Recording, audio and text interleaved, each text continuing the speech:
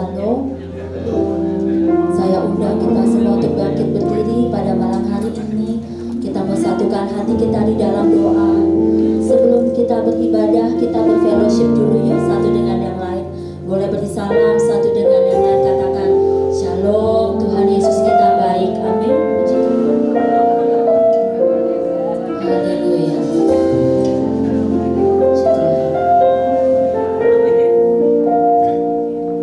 Mari kita satukan hati kita di dalam doa. Kita labatakara lama syikira labar aliasan. Kita labatakara labar aliasi kita labar. Kita labatakara labar aliasan dan labar. Kami mengucap syukur ya Tuhan untuk kasih setia Tuhan dalam hidup kami. Tidak pernah berubah kasih setiamu ya Bapa, di dalam pribadi lepas pribadi yang hadir pada malam hari ini. Kasih-Mu selalu baru setiap pagi ya Bapa. Itu Engkau nyatakan dalam hidup kami. Kalau kami ada sebagaimana kami ada malam hari ini, semuanya semata-mata karena kebaikan Tuhan, karena kemurahan Tuhan, karena perlindungan Tuhan dalam hidup kami. Kami bersyukur ya Bapa. Allah yang kami sembah adalah Allah yang hidup, yang tidak pernah tinggal diam, yang selalu menepati janji-janjinya. Mari beri tepuk tangan dan sorak-sorai bagi Allah kita. Katakan haleluya. Engkau baik ya Tuhan, Engkau sungguh baik. Oleh sebab itu malam hari ini kami buka hati kami kepadamu ya Bapa. Kami yang letih, kami yang lesu, kami yang berbeban berat. Tuhan, pagi hari ini angkat setiap beban-beban dalam hidup kami Tuhan. Kami perlu Engkau di atas segalanya ya Bapa. Kami yang mengalami ketakutan, mari Engkau yang melepaskan setiap kami, memberikan kepada kami keberanian ya Tuhan. Kami yang mulai putus asa Tuhan, Engkau memberikan kami pengharapan yang baru Bapa.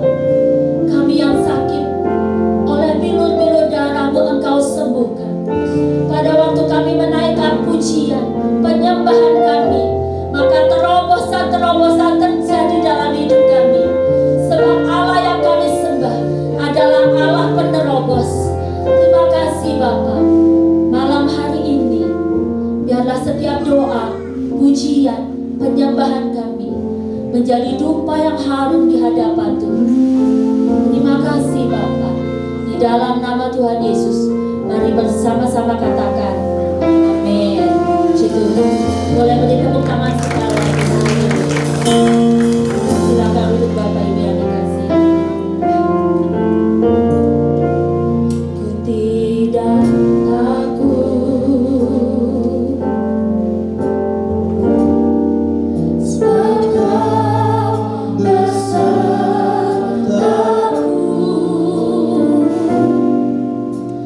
Ku tidak bimbang, sebab Engkau Allahku. Engkau meneguhkanku,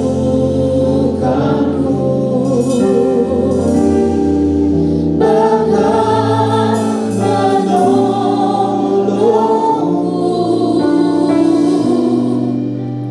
Kau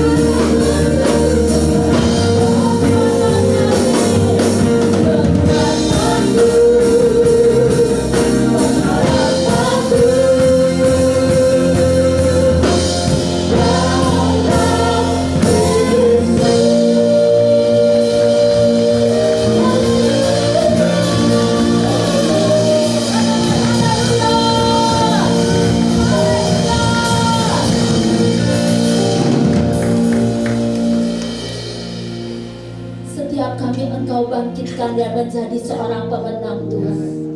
Terima kasih untuk malam hari ini Tuhan. Kami percaya sukacita-Mu melengkapi setiap kami, menjadi kekuatan bagi kami, sehingga kami boleh mengecap dan melihat betapa baiknya Allah dalam hidup kami sepanjang umur hidup kami Tuhan. Bahkan sampai putih rambut kami, Engkau Tuhan Yesus menggendong kami. Terima kasih Bapa, terima kasih. Engkau kekuatan dan pengharapan kami. Di dalam nama Tuhan Yesus mari bersama-sama katakan amin. Boleh beri tepuk tangan sekali lagi bagi Allah kita. Katakan saudara bersukacita malam hari ini, amin. Yang bersukacita boleh lambaikan tangannya. Dalam malam hari ini kita mengecap dan melihat betapa baiknya Tuhan kita dalam hidup setiap kita.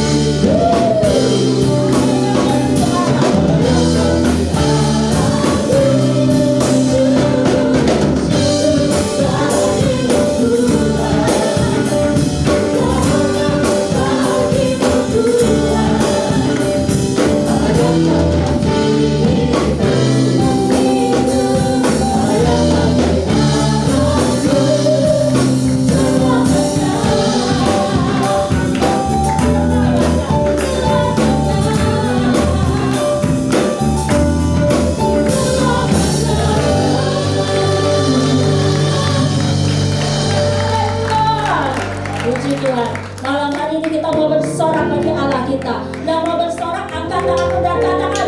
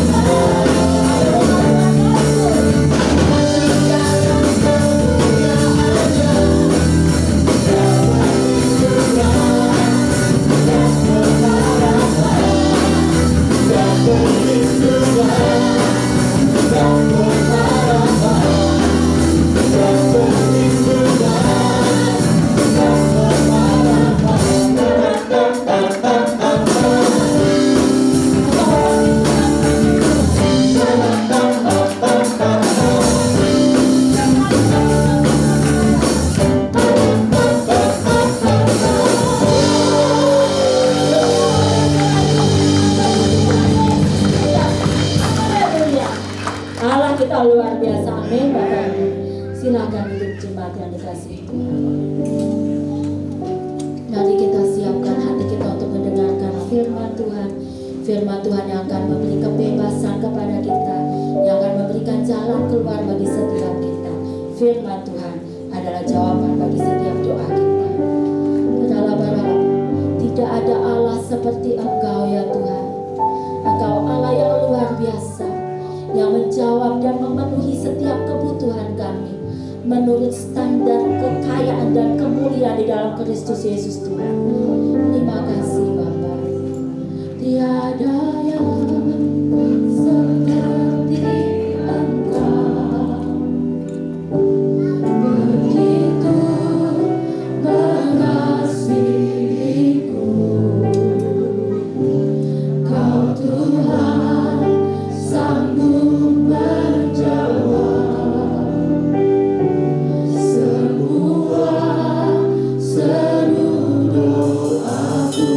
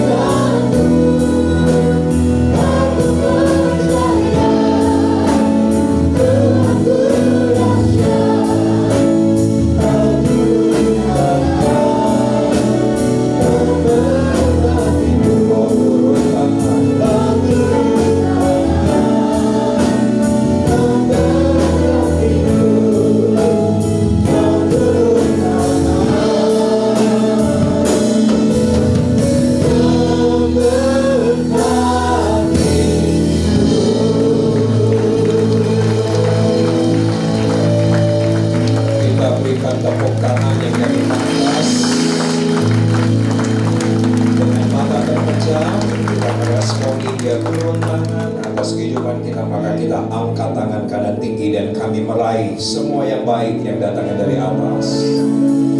Karena yang datang dari bawah sia-sia, yang datang dari bawah sementara, yang datang dari bawah tergoncangkan. Tapi kami mau meraih yang datang dari atas, firman yang meneduhkan badai, firman yang membelah laut, firman yang membangkitkan dari kematian.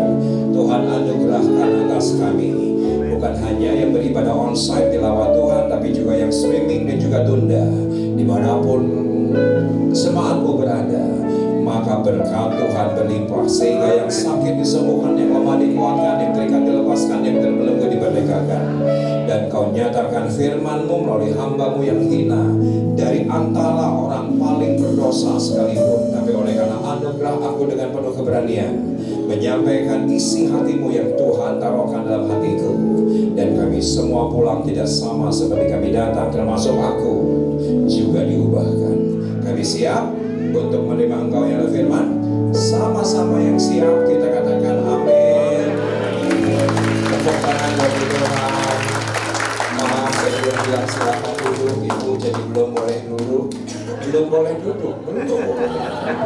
Silakan sebelum duduk, tepuk tangan untuk para singers, untuk para musician, juga untuk para penampilan yang juga bisa melayani kita dan juga melayani streaming dan tunda, agar semua orang lebih banyak lagi diberkati. Sekarang teman-teman pemusik-pemuji, silahkan duduk dan kita sama-sama akan memberikan yang terbaik dari hati dan hidup kita melalui pendengaran akan firman Tuhan. Maaf saya tidak tanya apa kabar, walaupun saya tahu persis saya terakhir ketemu di KTM pastinya 4 tahun yang lalu.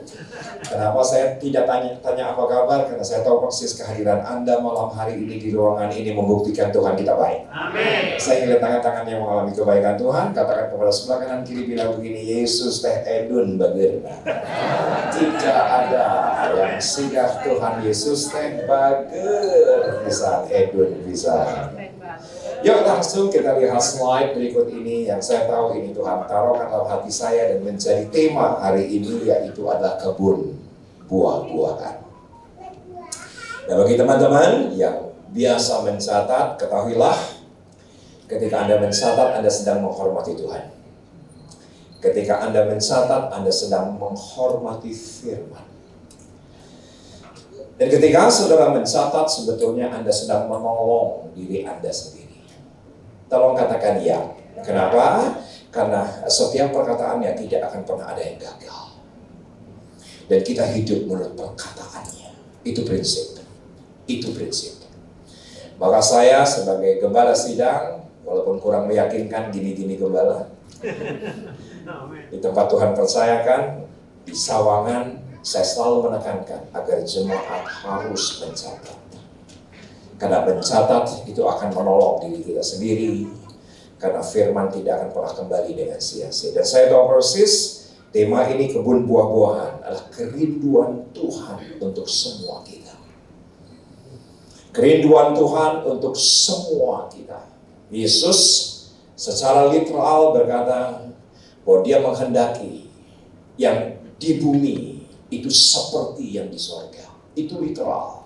Katakan bersama dengan saya literal. Walaupun saya tahu tema ini figuratif. Kebun buah-buahan. Ini bukan literal. Kita tidak hidup di tengah-tengah kebun. Tetapi ini yang Tuhan inginkan, perkawinan kita menjadi kebun buah-buahan. Keluarga kita kebun buah-buahan. KTM ini kebun buah-buahan. Apa saja yang kita lakukan kebun buah-buahan. Karena sorga terjadi di bumi. Yang tertarik boleh catat. Karena sorga bukan lokasi, situasi. Bicara saja. Dan ketika Anda renungkan, kita akan menikmati sorga dalam perkawinan kita, sorga dalam keluarga kita, sorga akan anak-anak kita, bahkan sorga akan masa depan kita, karena sorga bukan lokasi, tapi situasi. Nah, sekarang menjadi self-reflection dalam kehidupan kita, apakah kita sudah hidup dalam kebun buah-buahan? Karena satu, catat dengan cepat, ini prinsip, ada 3 hal, tidak ada di slide.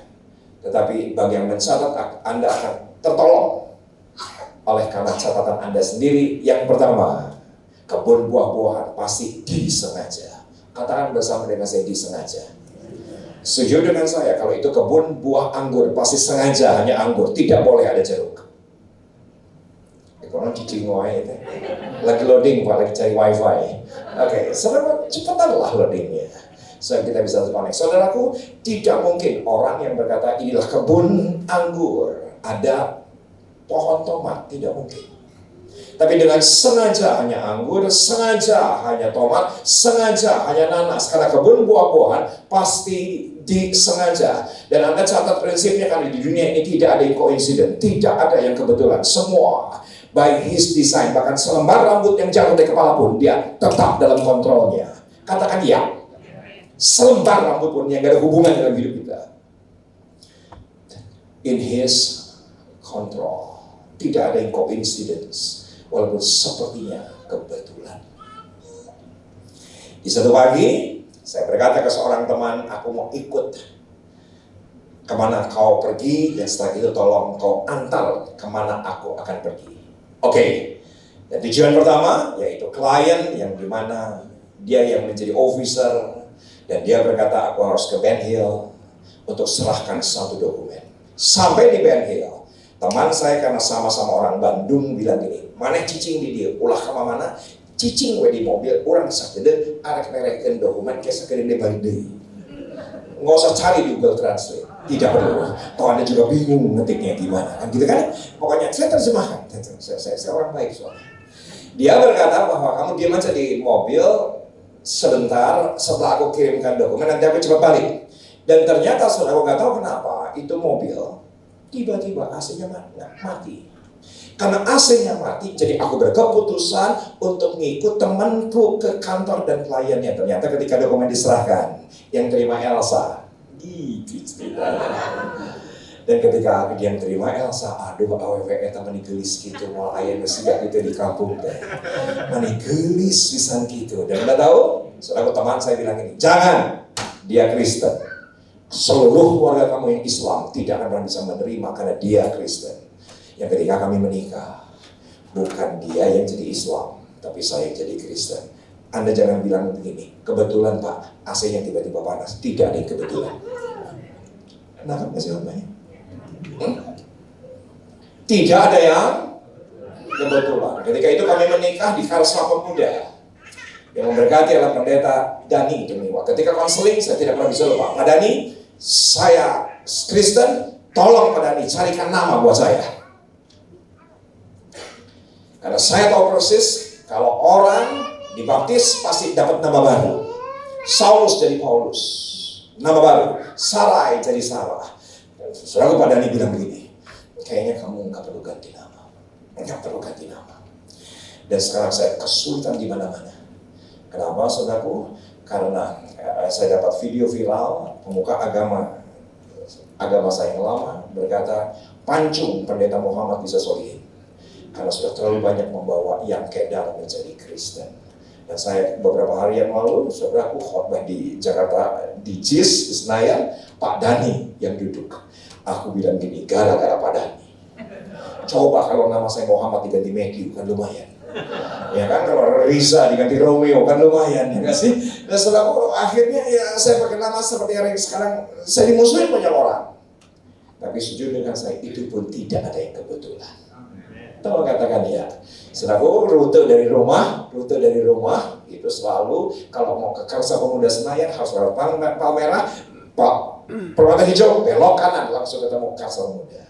Apa yang terjadi? Setiap minggu lewat sana, tapi ketika turun di flyover ada satu keluarga. Saya tahu proses mereka sedang bergandeng tangan, dan ketika satu anak yang usia 10 tahun terlepas dan lari, nabrak mobil saya. Bukan saya nabrak tuh anak nabrak spion. Itu yang namanya orang Palmerah, tanggung jawab. Itu anak kita bawa ke rumah sakit Islam Jakarta yang ada di Semanggi. Nggak ada apa-apa, boleh sambung tidak. Tapi karena traumanya, saya bilang gini sama Elsa, 94, aku nggak mau lagi ibadah di Karsa Pemuda Senayan.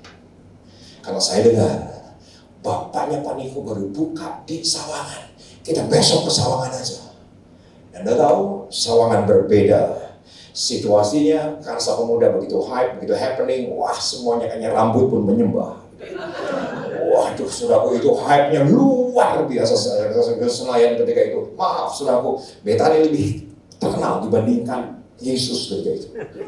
Saking hype-nya itu gereja, luar biasanya. Tapi ketika saya di Sawangan diisi dengan orang-orang yang sederhana, yang di sebelah saya saja memberikan kasih kepada anaknya, orang-orang sederhana. Apa yang terjadi? Saya berkata kepada Elsa, karena saya tidak mau lagi lewat Palmerah, trauma. Aku mau di Sawangan. Sekian tahun kemudian saya menjadi kepala sidang GBI Sawangan. Setuju nggak dengan saya? Bukan kebetulan tuh anak lari nabrak spion. Kebun buah-buahan, prinsip yang pertama disengaja. Katakan bersama dengan saya, disengaja. Kita harus ngerti itu.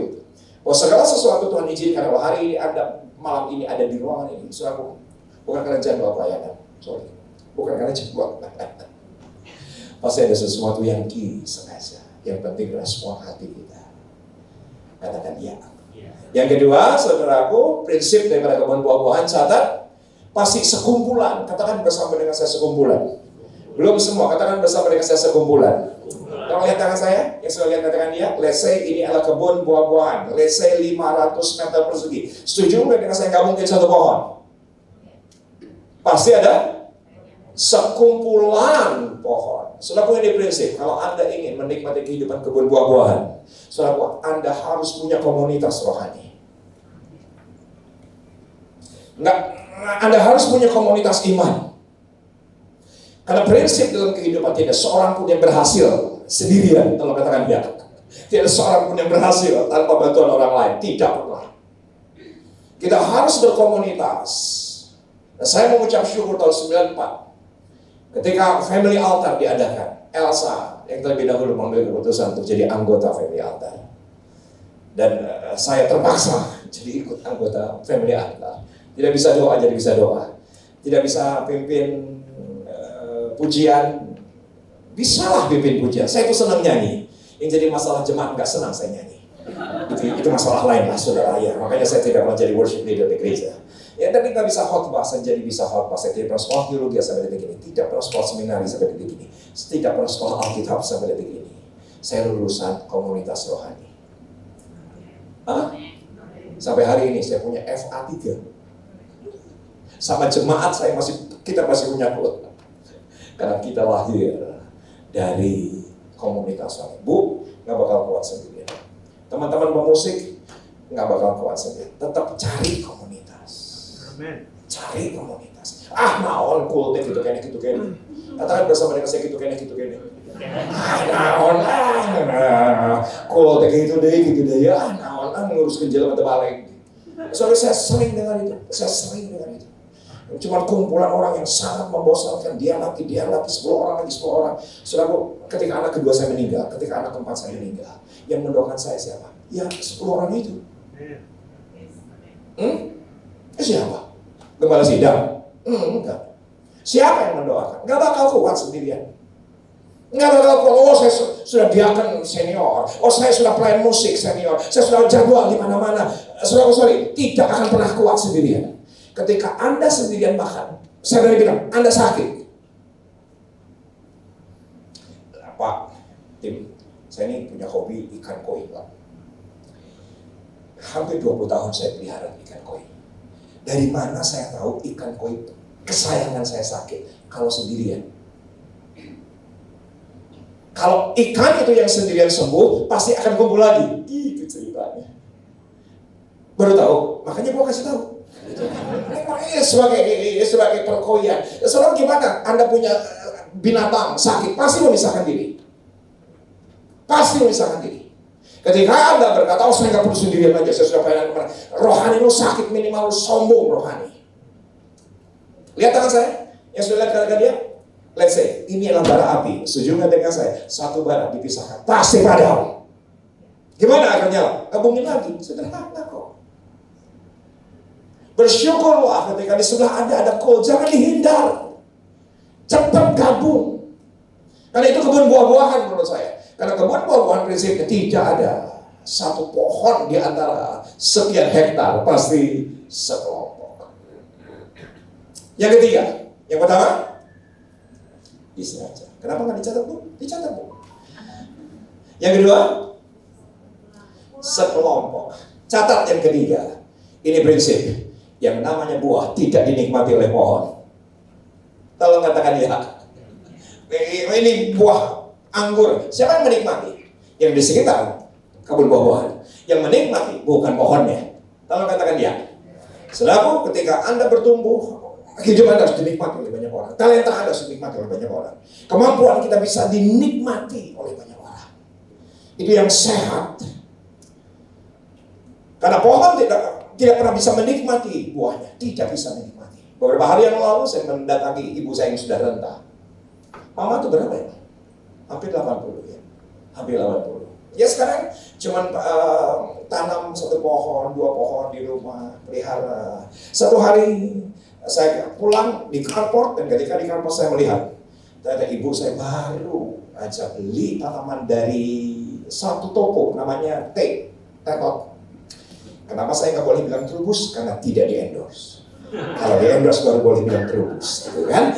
Tetot. Dan saya lihat dari kejauhan ada apel yang begitu ranum. Ketika saya melangkah mendekat, ibu saya bilang ini, ulah cicing jadinya, dikulah di pohon, kok mau dicopot di ulah, pohon mak ulah itu sudah lain. Kita bisa halus gitu. Ibu dari mana bu? Apakah ibu bisa di sini jadi translator? Ibu saya berkata, jangan dialamin, jangan diambil, apalagi dimakan. Setuju dengan saya. Saudaraku, buah itu sia-sia kalau tidak dinikmati. Begitu banyak orang Kristen punya talenta, punya kesanggupan, yang menikmati cuma diri sendiri. Salah hidupnya. Salah, lagi sakit. Apa saja talenta itu titipkan. Katakan bersama dengan saya titipkan. Maka kita masih punya waktu, kita masih punya kekuatan, kita masih punya kesehatan. Libatkan diri untuk melayani di KTM ini agar orang-orang menikmatinya.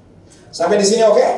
Oke. Semua di sini? Yang pertama, disengaja. Yang kedua, sekelompok. Yang ketiga, dinikmati oleh sekitar. Maka, yuk kita lihat ayatnya.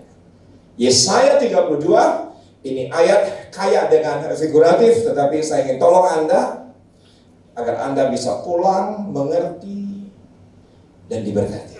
Siap? Yang siap katakan ya.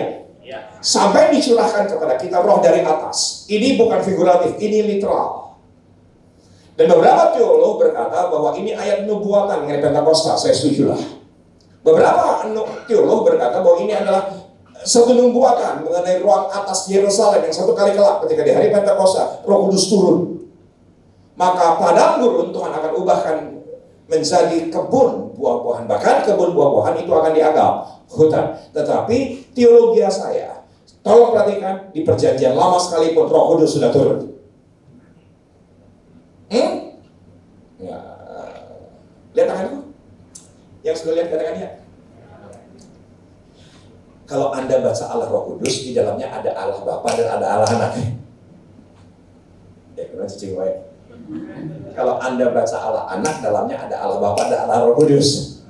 Ya kan? Kalau Anda baca saudara Allah Roh Kudus, itu ada Allah Bapa dan juga Allah Anak.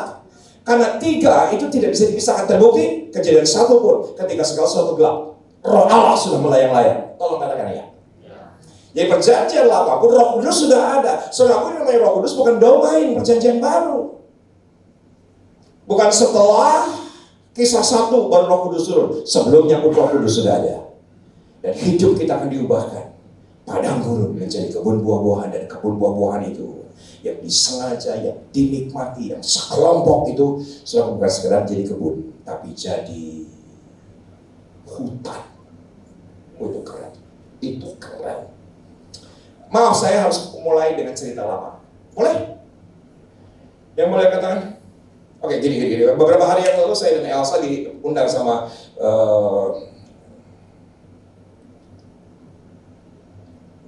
Daniel Hendrata dan Debbie Hendrata untuk podcast mereka. Dan dia bilang gini, Kang, Ibu, tolong ceritakan perkawinan Ibu kayak apa di awal perkawinan. Saya langsung jawab, padang gurun. Elsa berulang kali dirawat oleh dokter THT, keluar darah dari telinga, keluar darah dari bibir, keluar darah dari pelipis. KDRT bukan sekali 2 kali, berulang kali terjadi.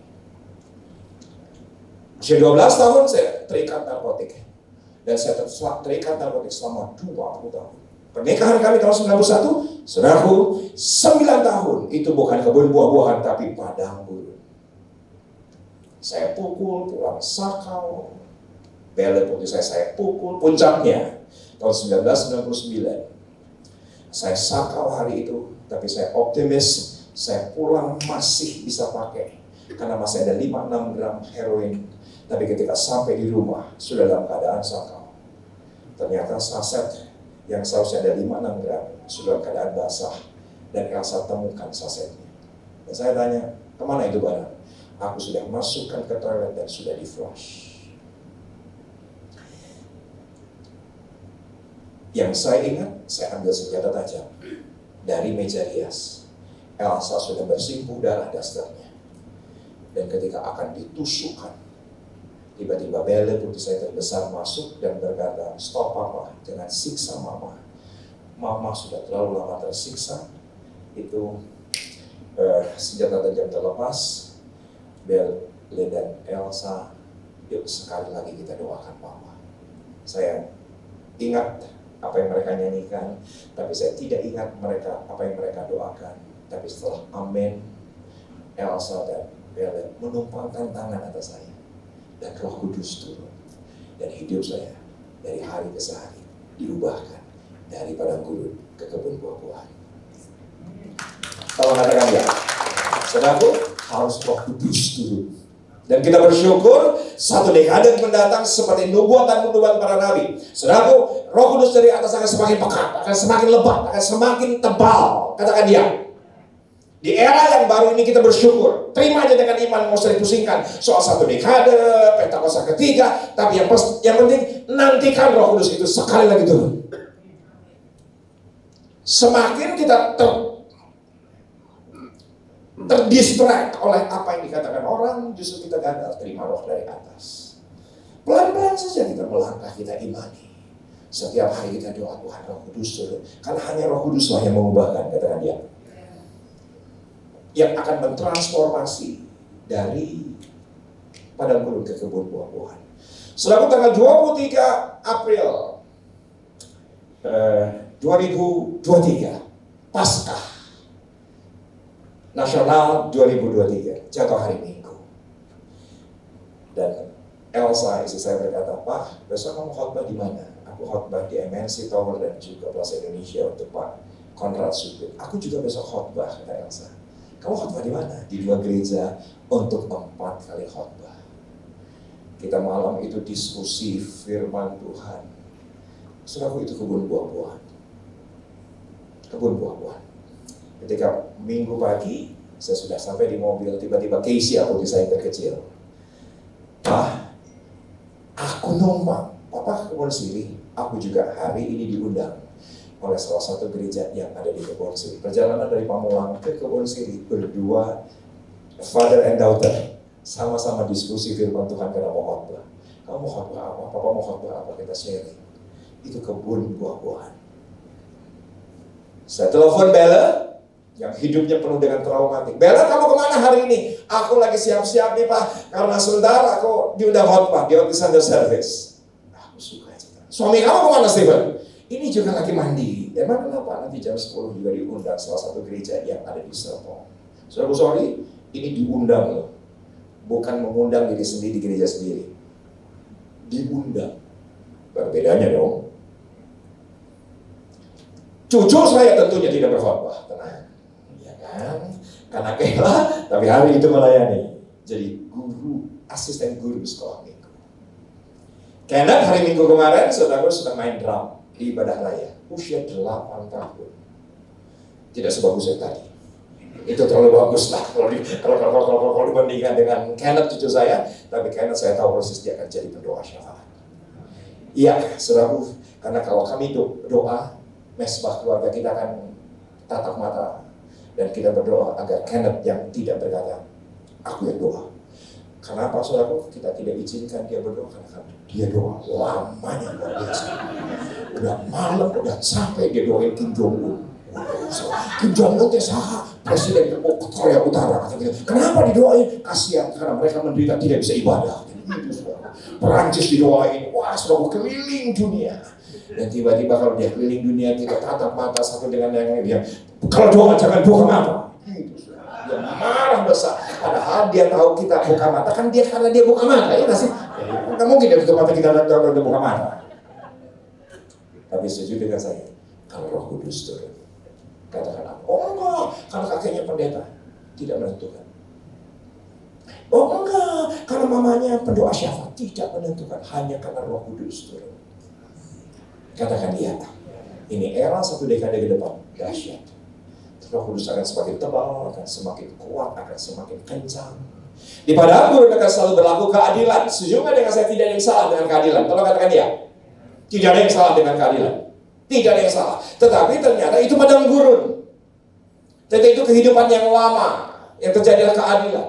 Dan di kebun buah-buahan akan tetap ada kebenaran.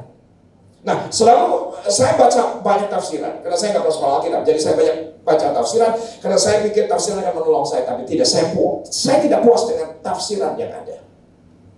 Saya tidak puas dengan komentari yang ada. Tapi ketika saya sampai di Alkitab berbahasa ini, King James, next slide. Ternyata kata keadilan tidak menggunakan kata justice, tapi menggunakan kata judgment. Saya menjadi mengerti bahwa ini adalah hukum Taurat. Di hukum Taurat yang ada keadilan. Kalau kamu lakukan ini, nanti saya lakukan itu. Itu keadilan.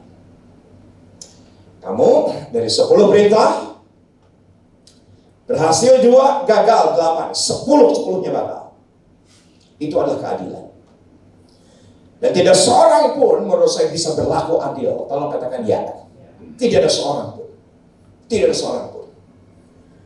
Dan kita bukan hidup dalam padang gurun, kita hidup dalam kasih karunia. Kasih karunia bukan keadilan, tapi kebenaran. Kasih karunia bukanlah keadilan, tetapi adalah kebaikan Tuhan yang dinyatakan. Bukan karena kita benar, tapi kita dibenarkan. Kalau adil, Anda gak benar, I'm shocked. Ya sih? Kalau adil, Anda gak benar, hidupmu gak benar, selesai. Itu adil. Tapi yang ada adalah kebenaran.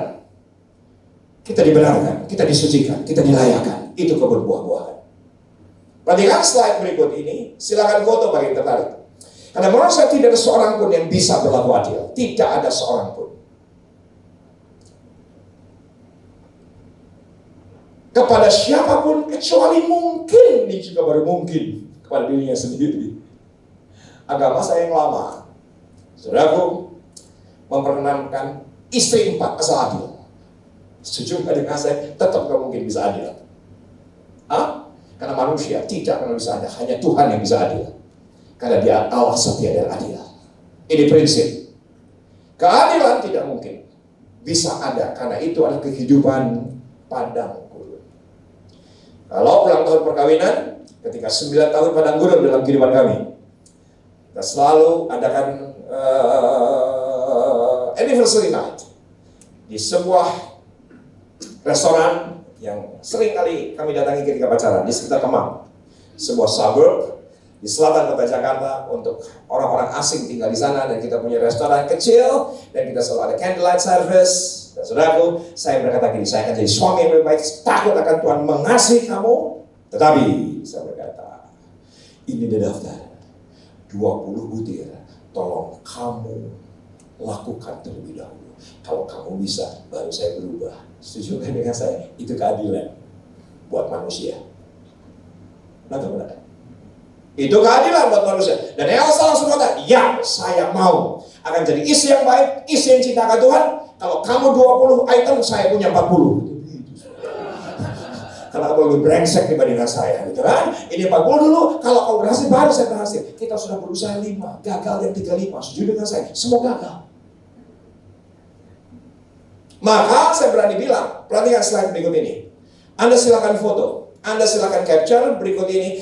Kehidupan padang gurun adalah kehidupan yang menuntut, selalu menuntut. Kehidupan buah-buahan adalah kehidupan yang memberi. Hukum Taurat itu menuntut, agama itu menuntut. Kasih karunia kebenaran tidak menuntut, dia memberi. Ini prinsip. Kita tinggal terima saja. Dan ketika saya melihat Elsa berubah, dan Elsa bisa memberi hidupnya lebih lagi sebagai istri kepada saya sebagai suami, ketika saya melihat perubahannya, ya benar. Ternyata kita tidak lagi saling menuntut dan tidak perlu lagi saling menuntut. Dan maaf, kalau perkawinanmu saling menuntut, masih pada kulit. Anda masih tetap menuntut suamimu, anakmu, mertuamu, kakekmu, cucumu, harus seperti yang kau mau.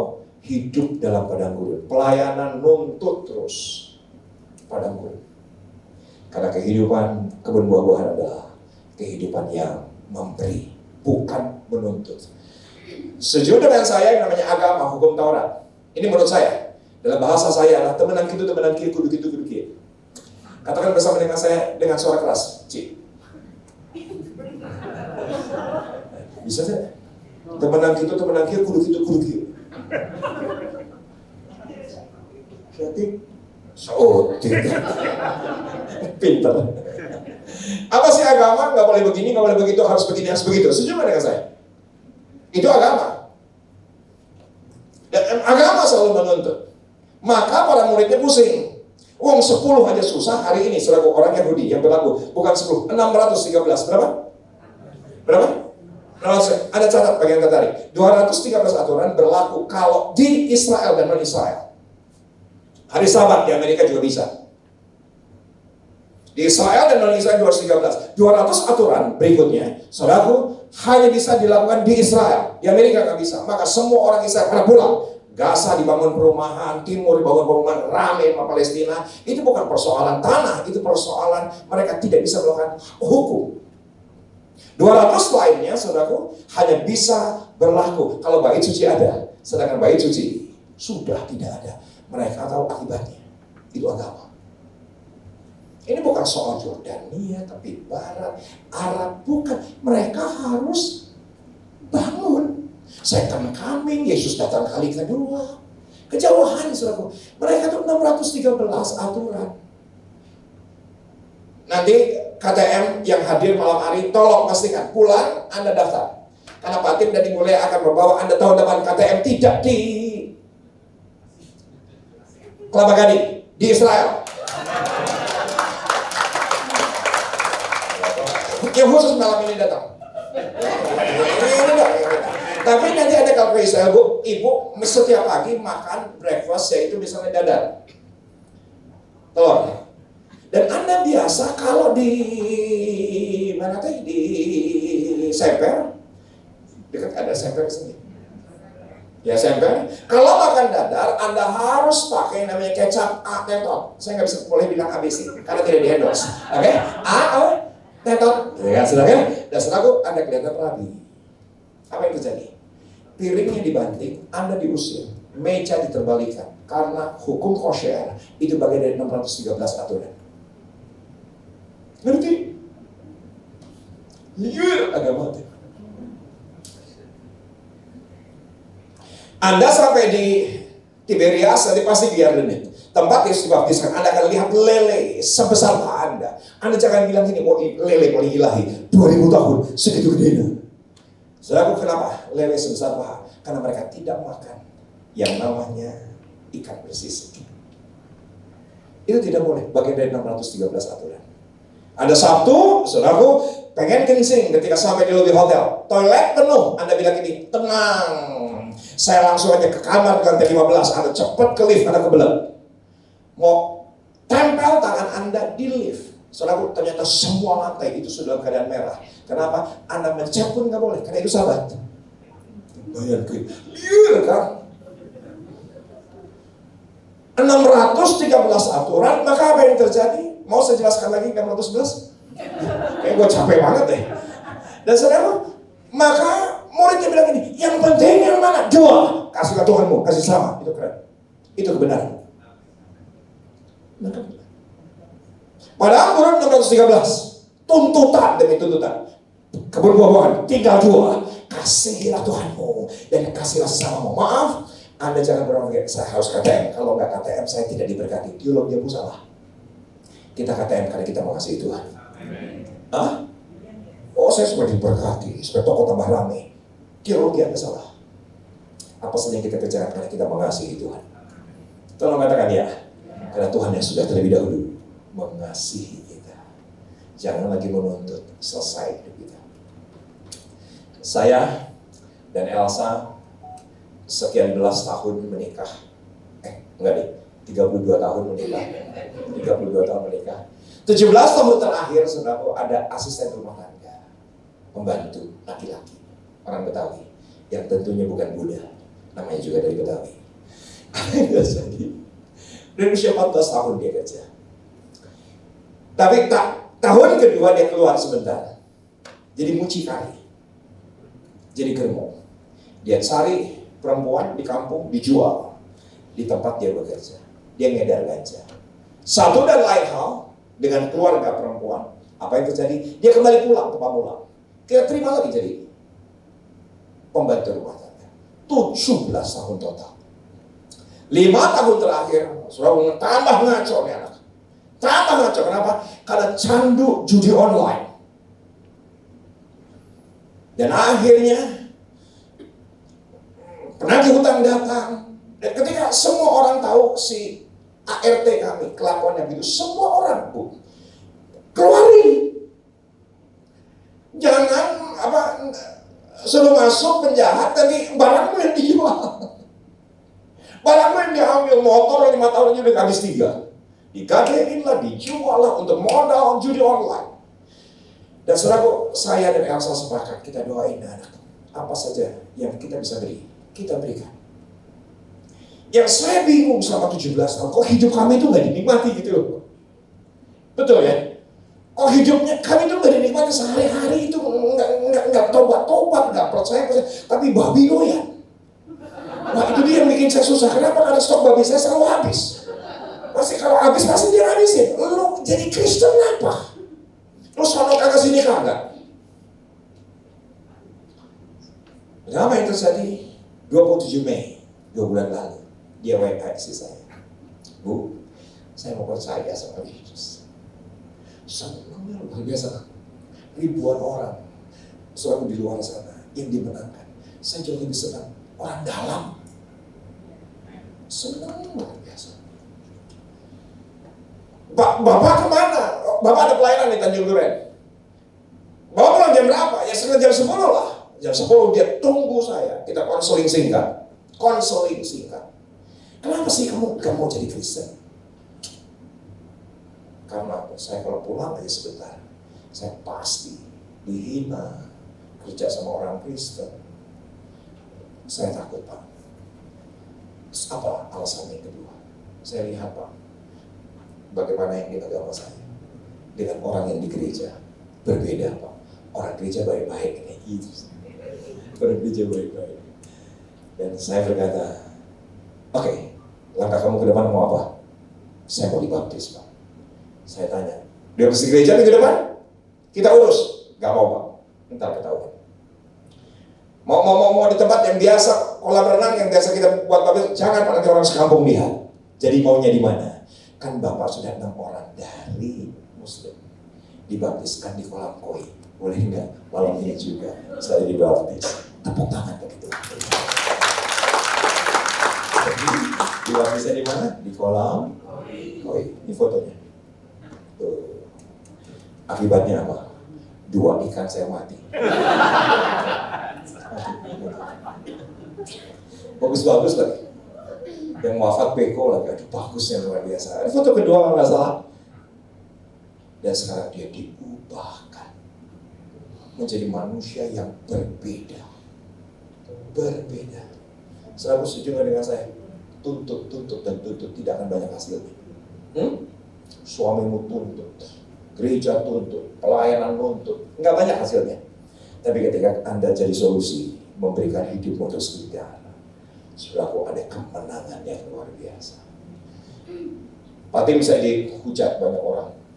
Tiba-tiba ada yang posting, ini pendeta menistakan baptisan air. Harusnya ikannya diangkat dulu, baru orang yang dimasukkan. Begitu saudara. Itu iraha berarti hiji-hiji dikeluarkan dan cokoin aja jalan dia asuhkan gitu. Seperti ini mau beak atau kemanakan tuh. Mau dikemanain ada 30 ekor. Dan saudara, Saya secara teologi 1000% benar. Karena Yesus 2000 tahun lalu ketika dibaptis pasti ada mujizat. Emang Yohanes sama Sherlock dulu itu yang di Sungai Yordan gitu kan, Sherlock agar tidak ada mujizat. Sekarang aja Anda ke Sungai Yordan pasti Anda digigit. Betul tak? Ya bedanya cuma kowi Pak. Tepuk tangan bagi Tuhan kita. Boleh saya ambil satu ayat? Satu ayat supaya selesai. Next slide. Seperti apa yang terjadi di kebun buah-buahan? Perhatikan. Next slide. Yesaya 32 ayat 17. Di mana ada kebenaran di situ akan tumbuh damai sejahtera.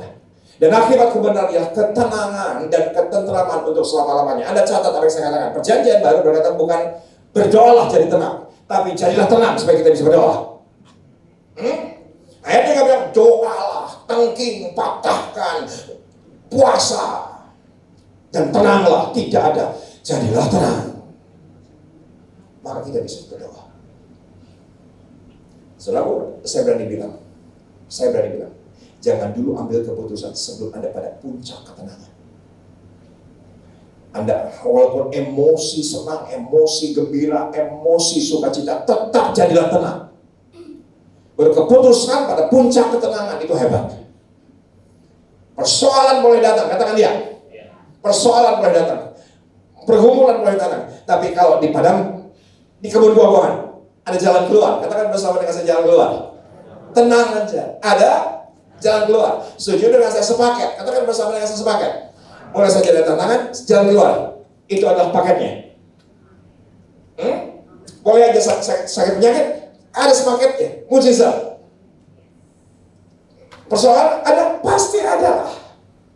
Tapi bukan dia menghukum kita, tapi agar kita diproses menjadi seperti Kristus. Tapi pastikan tenang. Perhatikan slide berikut ini. Kehidupan buah-buahan bukan hidup tanpa tantangan, tapi ketenangan, ketentraman dalam melewati tantangan. Karena side of process, setiap tantangan pasti tetap ada kesempatan. Katakan dia. Kalau Anda tanya, seperti apa Pak GBI Sawangan? Saya sebagai hamba Allah berkata, COVID menolong gereja kami. COVID menolong gereja kami. Ya benar. 22 Maret tidak ada ibadah online. 29 Maret tidak ada ibadah online. Sesaat, bukan sesaat. Nggak tahu apa-apa, ini godok tenaon tenyaho. Lensa tenyaho. Nah, udah upload tenyaho. Dihantam berita sahabat-sahabat di Bandung wafat. Saudara itu memukul saya telak. Kenapa? Karena sebelum Pak David Sakra almarhum pergi, pengarang lagu dari Mataku Tertuju Padamu, penulis lagu daripada Segala Puji Syukur Hanya Bagimu Tuhan. Lagu-lagunya legend sampai hari ini. Ketika kakak rohani wafat karena COVID-19 jam 5 sore, Borromeus berkata, cepat bawa keluar. Hanya di wrapping plastik, tanpa peti. Semua peti sold out. Jam 8 malam, peti didapatkan. Jenazah orang benar, orang baik. Dikeluarkan dari mobil jenazah, dipindahkan ke peti jenazah di trotoar Kota Bandung. Keliling Cimahi tidak ada satupun pemakaman yang menerima. Setiap jam saya dapat laporan. Kang, doain Pak David udah nggak ada. Kang, doain sekarang nggak ada pemakaman. Hampir jam 1 dini hari digeletakkan di pemakaman Pandu. Tiba-tiba ada preman datang. Kita yang naon. Ayah naon itu. Nyai ada mayit. Pemakaman menerima. Ngeski katukan ayana di kebun. Jadi saudara dikasih jalan keluar. Kita makamin di kebun, tapi bukan di liang lahat. Tahu di mana? Di lemari semen bekas tentara Belanda. Diambil tulangnya, dipindahin ke lemari sebelahnya. Sampai detik ini, jenazahnya ada dalam lemari, di dinding lemari. Hancur bu, saya bu. 2 minggu itu, hancurnya luar biasa. Elsa bilang, kamu jangan nangis terus dong Pak. Kamu makan nangis. Terus teringat sama David Zakaria, sebelum beliau ke Israel, kita masih bercanda di airport. Kita masih pelukan di airport. Aduh, maaf saudara, saya menggambarkan pada David Zakaria. Dia itu tidak baik karena terlalu baik. Saking baiknya Tuhan. Kalaupun ada yang tidak baik karena dia terlalu baik. Itu aja. Itu gambaran dari seorang David Zakaria. Mataku tertuju padamu, segala puji syukur. Terima kasih Yesusku. Terima kasih Yesusku. Semua ditulis oleh David Zakaria. Dan saudaraku, tanggal 4 April, Elsa bilang gini, kita harus diundang online. Saksinya adalah handphone ini. Pakai Zoom. Setelah Zoom, Casey aku saya bilang ini, Pak, justru sekarang Papa nggak perlu kemana-mana, tapi bisa kemana-mana. Karena barusan Papa pelayanan untuk 100 gereja. Tadi sudah terlihat viewernya sudah 100.000 orang. Saudaraku, akhirnya kita jual rumah, kita jual mobil. Saudaraku, kita bangun production kita. Dalam 1 tahun sudah standar Netflix. Satu kontennya saja sekarang ada yang viewernya 2 juta orang. COVID menolong. Tenang saja. Boleh saja ada persoalan. Tetap di jalan keluar. Tolong katakan ya. Tetap ada jalan keluar. Kita bangun segala sesuatunya. Berdarah-darah tidak apa-apa. Untuk kemuliaan nama Tuhan. Next slide. Roma 14. Sebab kerajaan Allah bukanlah soal makanan dan minuman. Katakan dia. Tapi soal kebenaran, damai, sejahtera, dan sukacita oleh Roh Kudus. Saudaraku, jangan kejar materi, karena materi adalah berkat yang terendah. Untuk apa kita dapatkan dunia ini kalau kita kehilangan keselamatan? Setuju dengan saya? Berkat yang terbesar bukan makan minuman, bukan materi, bukan angka, bukan aset, tetapi adalah keselamatan. Itu yang terutama. Slide yang terakhir. Kehidupan kebun buah-buahan, ya benar. Bukan soal materi, tapi rasa cukup, mentalitas yang berubah. Dan ada catat yang saya katakan, rasa cukup hanya bisa didapatkan dalam Yesus. Katakan ya, dalam dunia Anda tidak akan pernah rasakan rasa cukup. Anda akan terus kurang, dan kurang. Ketika Anda masih hidup dalam padang selalu akan kurang. Tapi ketika kita hidup dalam kebun buah-buahan, kita punya rasa cukup dan mentalitas diubahkan. Awal 2023 ini, saya dikejar-kejar orang. Bukan hutang, tapi seseorang ini yang begitu mencintai kami, mencintai keluarga kami, mencintai Tuhan, mencintai pelayanan, berkata, Kang sudah terlalu lama, dan Kang juga sudah lama pelayanan di mana-mana, Kang, untuk kota, untuk bangsa, untuk gereja, Kang sudah pelayanan sampai pada sebuah titik, Kang, udahlah. Dia berkata, kita doa, Kang, kita lihat, nanti Kang ganti mobil jadi Alphard. Aku diam aja. Gak ngomong dia, gak ngomong. Karena tidak ada balasan dari saya, dia ngomong sama kakaknya. Dia ngomong sama kakaknya. Tolong bilangin, bejakan kasih parisate. Dia sudah terima. Ini berkat dari Tuhan. Alphard.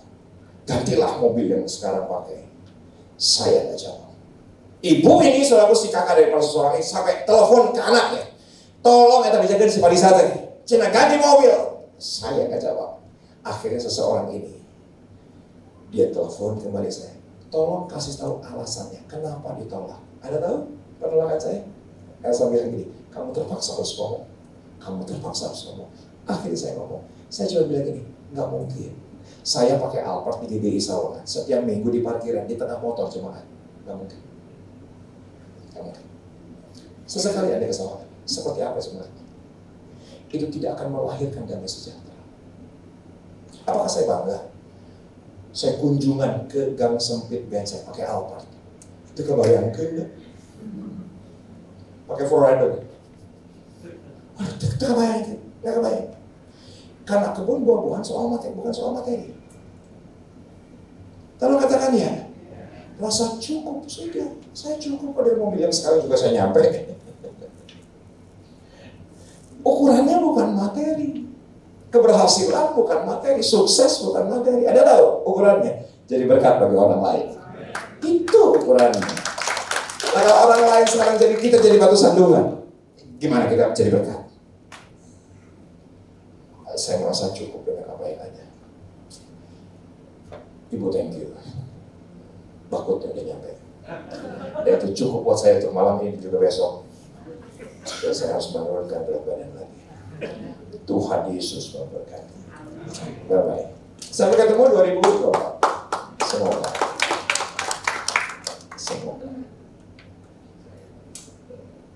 Sudah selesai berdiri, Pak. Sudah selesai.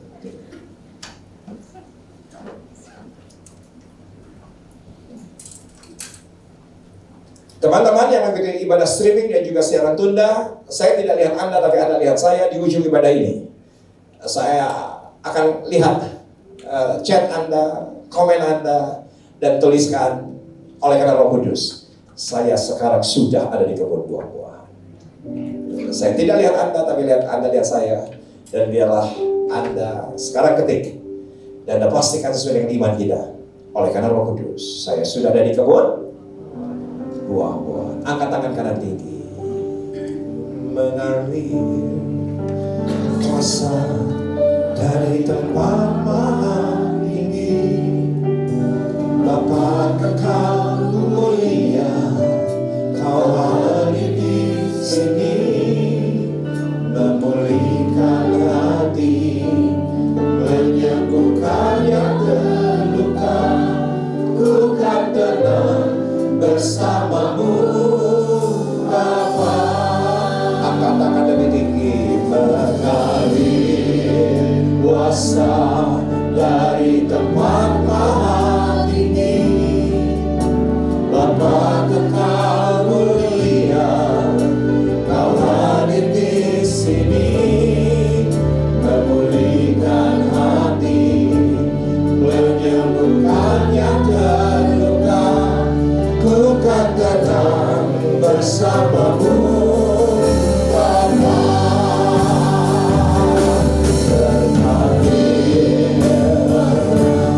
Dari tempat maha tinggi, sekali lagi Roh Kudus dari atas turun atas kami, memulihkan hati, menyembuhkan yang terluka.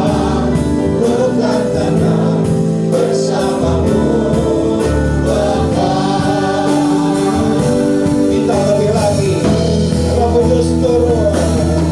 Mengalir kuasa dari tempat maha tinggi, Bapa kekal mulia, Kau hadir di sini, memulihkan hati, menyembuhkan yang terluka. Bukan tenang bersamamu, Bapa. Sekali lagi.